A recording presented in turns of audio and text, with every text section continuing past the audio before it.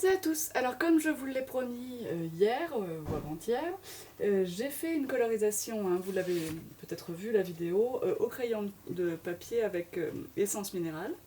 Et je voulais vous montrer le même tampon colorié avec nos feutres Spectrum Noir. Alors parce que je me rends compte que je fais assez peu de vidéos de colorisation, de coloriage sur ma chaîne, alors que j'en fais en réalité beaucoup dans tous mes ateliers carterie.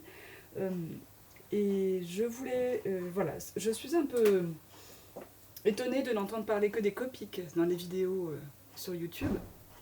Les Copics sont des feutres à alcool au même titre que les Spectrum Noirs. Donc je veux vraiment essayer de vous les montrer un peu plus souvent pour vous montrer qu'ils n'ont pas à rougir de la comparaison, pas du tout. Alors d'abord un petit point technique, d'abord un petit point tarif. Le Spectrum Noir c'est beaucoup moins cher que le Copic. Nous avons des étuis de 6 feutres pour 12,50 €, des étuis de 24 feutres pour 43-44 €. Donc c'est effectivement beaucoup moins cher que le Copic. Il a par contre tous les avantages que n'ont pas les graphites et compagnie. Alors, déjà, un avantage par rapport au Copic, nous avons ici une pointe fine, qui est très pratique pour les petites zones, et qui n'est pas si dure. Forcément, elle l'est un peu plus quand ils sont neufs que quand on les a utilisés. Et nous avons de l'autre côté une pointe biseautée qui va délivrer beaucoup plus d'encre et qui va être très pratique pour faire des zones plus larges. Ça, c'est le premier point. Ensuite, donc une cartouche, on va dire, au milieu du feutre, donc vous devez le stocker de façon horizontale à chaque fois que vous ne vous en servez pas, de façon à ce que vos deux pointes soient équitablement ancrées, qu'il n'y en ait pas une qui sèche. La troisième chose, c'est que la pointe biseautée, là, on peut la remplacer par une pointe pinceau. Je les vends au magasin, on les vend par 3 points de feutre, 3 points de pinceau, pardon. Donc il suffit de tirer sur la grosse pointe biseautée et de la remplacer par la pointe pinceau, et alors on a la même pointe qu'un feutre Copic. Et la dernière chose, c'est que comme un Copic, un Spectrum, c'est rechargeable. C'est-à-dire que votre Spectrum ne sera jamais mort. Hein, vous pourrez toujours le recharger par la suite. Donc ça, c'était vraiment des points techniques. Maintenant, vous verrez au coloriage tout à l'heure si ça vous paraît sympa ou pas. Et puis voilà, en tout cas, la technique de coloriage, elle sera la même, quel que soit le feutre que vous avez. Ça ne change pas. Donc j'ai réalisé mon tampon avec de l'encre Memento, puisque effectivement, c'est l'encre qui nous permet Enfin, c'est une encre qui ne bavera pas au contact des feutres à alcool. Je suis désolée pour la mise au point automatique, je ne sais pas ce qu'elle a ma caméra ce matin. On va attaquer le coloriage. On est bien d'accord que tout comme pour le coloriage de la dernière fois, d'hier ou d'avant-hier, je vous montre ici ma technique. Il ne s'agit pas de la technique universelle pour colorier avec des feutres à alcool. Il s'agit vraiment de ma technique. Ça me saoule. Voilà, donc j'espère qu'elle vous plaira et que voilà. Donc je vais colorier, je vais certainement parler parce que j'ai du mal à m'en empêcher. Et je vais essayer de vous montrer en même temps les bouchons des feutres que j'utilise. Je peux déjà vous dire que pour la partie du renne, je vais utiliser la gamme GB, puisque je me réfère toujours à mon petit nuancier que j'ai réalisé à la main. Et je sais qu'ici, les marrons dorés sont les GB, les Gold Brown, et c'est eux que j'ai envie d'utiliser. Alors je vais commencer au numéro 1, je ne vais pas utiliser le 2, je vais passer au numéro 3, au 5, et puis certainement au 7 par derrière. Donc avec ma couleur la plus claire, je vais commencer à réaliser toute la surface de mon renne.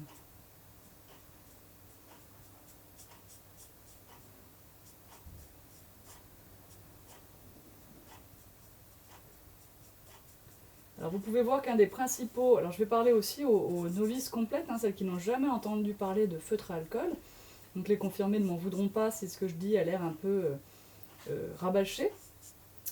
Les feutres à alcool, le principal avantage également par rapport à des feutres classiques, c'est que vous ne verrez jamais de traces de pinceau, de traces de feutre, comparé à des feutres pour enfants, je veux dire.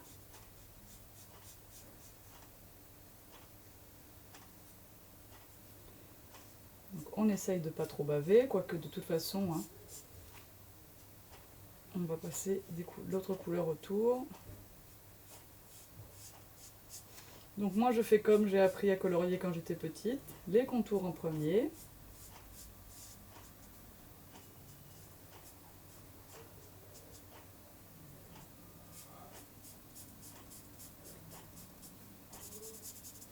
Alors ici, je ne vais pas vous faire de vidéos compliquées sur comment imiter un peu un pelage ou faire un peu de texture avec les feutres, hein.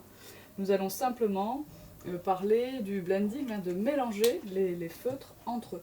Donc je vous ai dit qu'après le 1, j'allais aller au numéro 3. Alors vous ne pouvez pas vous tromper de côté parce qu'en fait la partie, le petit feutre, bon il y a un dessin là, mais c'est celui qui a le bord gris ici. Vous voyez que la partie biseautée, elle n'a pas de bord gris, hein. Donc je vais attaquer avec mon numéro 3 déjà à commencer à poser quelques ombres.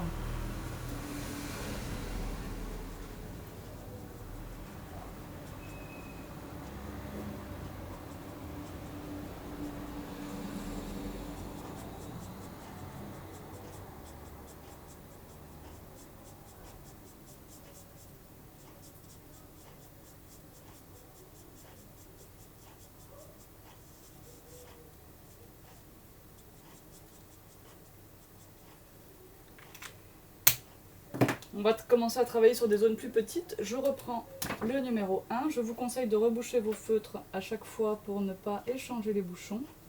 Et donc en reprenant mon numéro 1, je vais aller fondre le numéro 3 dans le numéro 1. C'est-à-dire que je repasse dessus, de façon à ce que la démarcation entre les deux couleurs de feutre soit plus douce. Avec des feutres à alcool, il faut toujours être un petit peu patient et laisser le feutre travailler.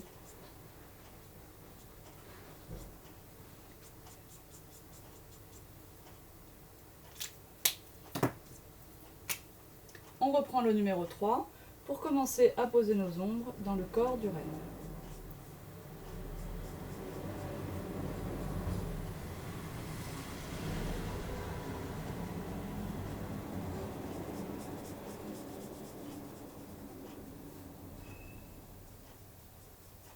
Alors n'oubliez pas que vous allez poser au moins 2 couleurs d'ombre, c'est-à-dire 2 couleurs plus foncées que la couleur de base. Donc vous devez y penser à ce moment-là, parce qu'il faut qu'il reste assez de place dans mon marron numéro 3 là, pour que je puisse venir le foncer après avec un autre plus doux.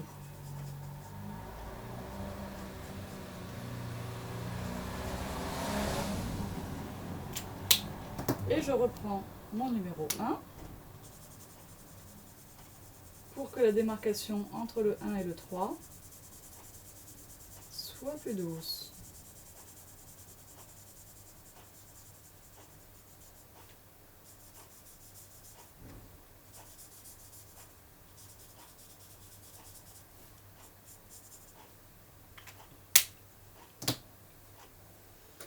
Nous allons ensuite passer au numéro 5.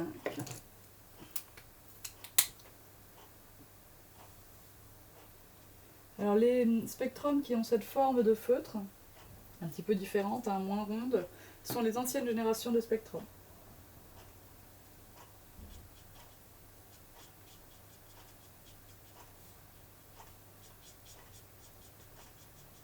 Donc là, je repasse à peu près là où j'avais passé le numéro 3, mais moins large.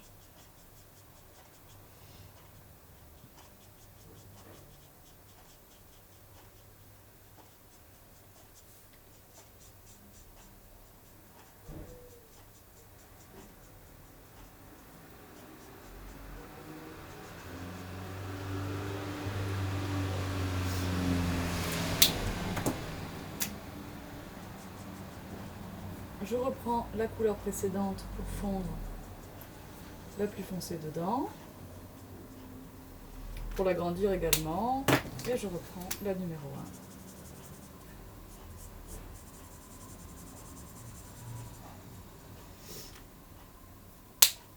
1. Et puis je vais passer donc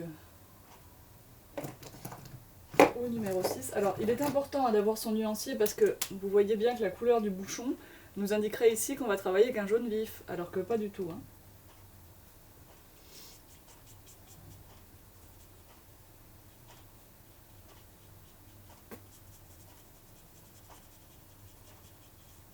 Donc après le 5, le 7.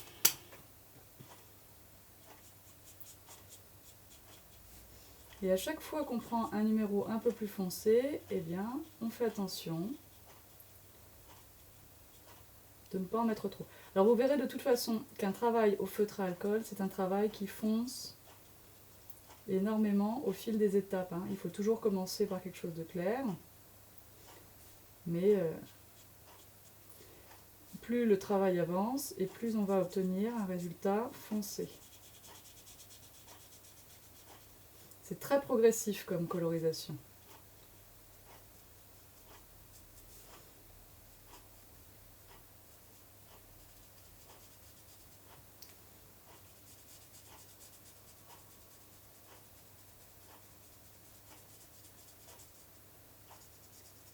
Alors, ce qui vous aidera le plus en tant que débutant, c'est vraiment de vous aider du modèle du tampon.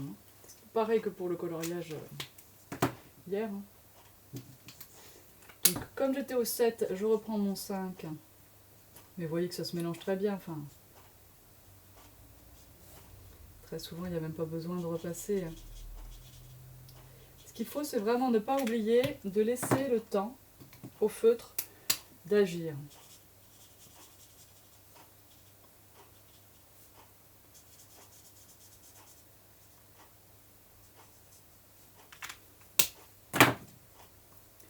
Alors, je vais prendre un petit peu ma pointe biseau justement avec le clair.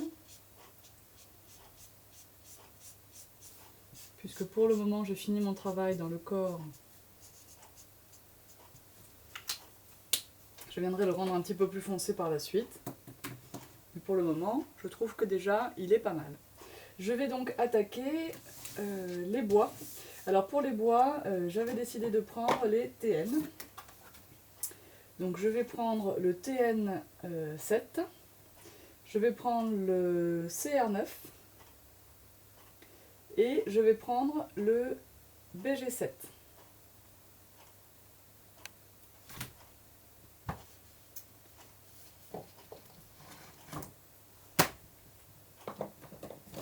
Le TN6 aussi.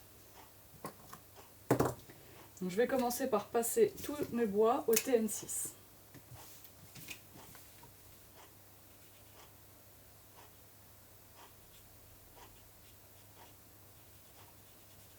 Je pars déjà d'une base beaucoup plus foncée pour qu'on obtienne un résultat beaucoup plus foncé à l'arrivée. Vous voyez, cette petite pointe du spectrum permet quand même de passer dans des tout petits recoins. Elle est quand même pointue. Le TN7.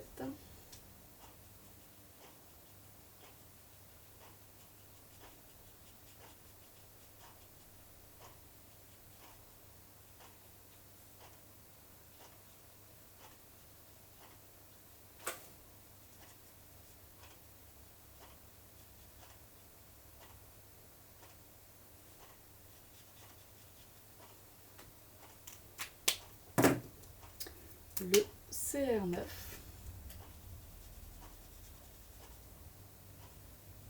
Et vous voyez comme ils se sont mélangés tout seuls.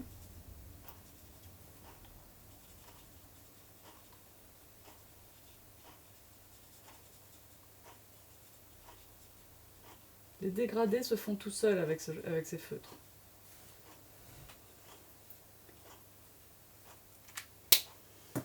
Et pour le haut, on va laisser le 6.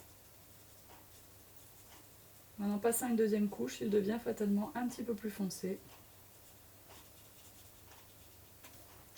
Voilà, et par contre en bas, je vais prendre le BG7 pour faire de l'ombre ici et que ce soit bien plus foncé là, dans le bas du bois.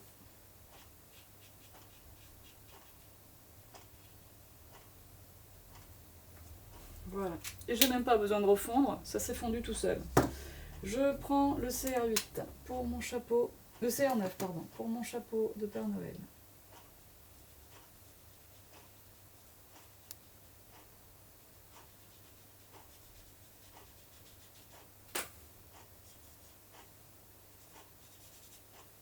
Allez, à partir de là, je ne vous parle plus, je passe en accéléré et je vous montre les feutres.